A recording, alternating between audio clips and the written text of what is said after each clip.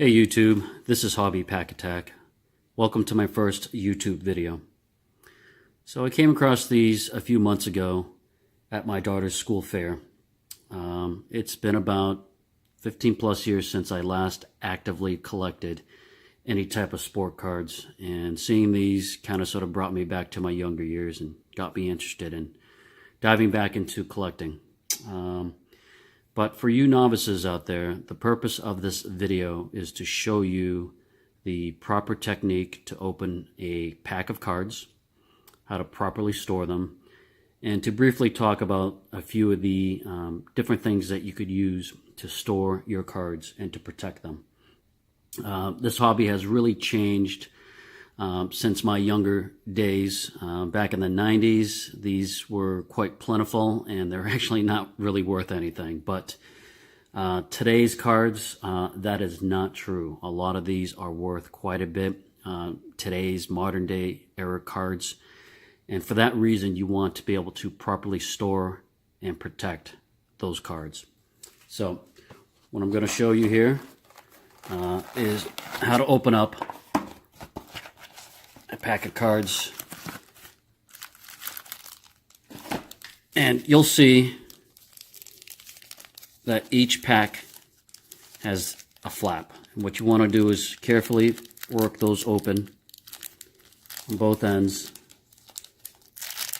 so that when you do rip along the line, you're able to get that open completely to one side. Now the purpose of this is to help protect the corners and the edges as much as possible.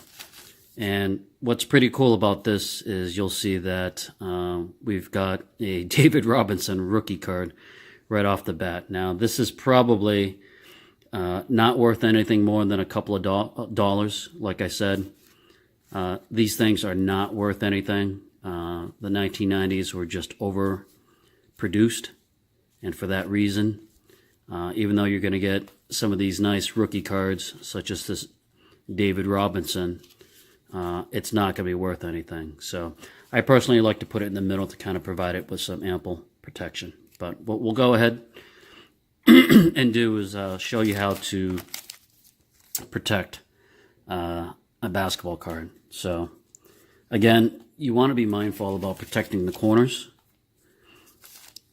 and the edges as much as possible. What we have here is what we call a penny sleeve. It's open on one side, and the purpose of it is to really just slide it so that it gets the card in. Now notice I had slid the card in from the bottom of the open penny sleeve, and the purpose of that is when you take this is called a semi-rigid plastic holder. If I were to take the opening of this penny sleeve and slide it into the semi-rigid card holder, what you're going to get is a complete 360 protection of this card from top to bottom. Okay?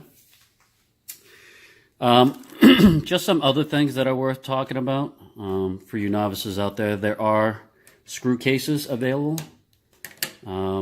Your traditional ones are going to have these screws. It could come in 4, maybe 1, maybe even 2. There's a plastic hinge on the single one that kind of slots in, and then you just screw it down.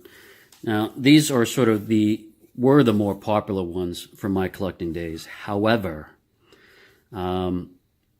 the problem with these is sometimes if you don't settle the card in properly into the recessed area, and then you go to screw it down, it can actually pinch the sides and the corners. So these are probably not the greatest to use nowadays. This is a plastic screw case holder. It works in the same concept as those metal screws. This one's a little bit easier in the sense that you don't have to go and find that screwdriver. You can simply use a coin or maybe even your thumbnail to kind of get that to open and close. This is kind of sort of your modern day plastic case. As you can see, just like the others, this is a very firm and hard, rigid plastic. And again, all you would do is slip it in there into that recess spot. Find the plastic, insert. And what's nice about this one is it's a magnetic closure. It's not super secure, but it's nice and easy. And I kind of like this. And if you store these properly, you don't really have to worry about these really coming apart on you. If it is a concern, oftentimes you can use painter's tape. Now, this is a great thing to be using if you're worried about cards sliding out of these semi-rigid holders, or even if you're worried about this magnetic thing coming apart on you. So simple enough. This is probably good to use because unlike regular tape, this really doesn't have a strong bonding surface to it, so it's not going to really be too difficult to remove. If you're selling cards, this is probably a great way to go ahead and do that. Protect the card from sliding out while in transit. So a couple other things to briefly mention would be, you know, if you're into memorabilia, if you're into autographs, just keep in mind that autographs do fade in light, especially direct sunlight and fluorescent lighting.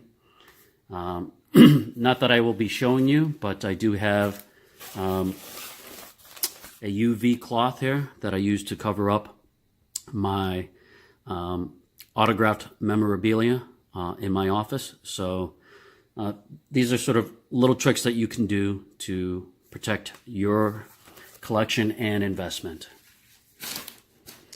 So that's it. Hopefully some of you found this to be helpful, especially you beginners. And if you like the video, please like it. And if possible, please subscribe to my channel and keep an eye out for future videos. Thank you very much. Please subscribe to Hobby Pack Attack. Thanks for watching.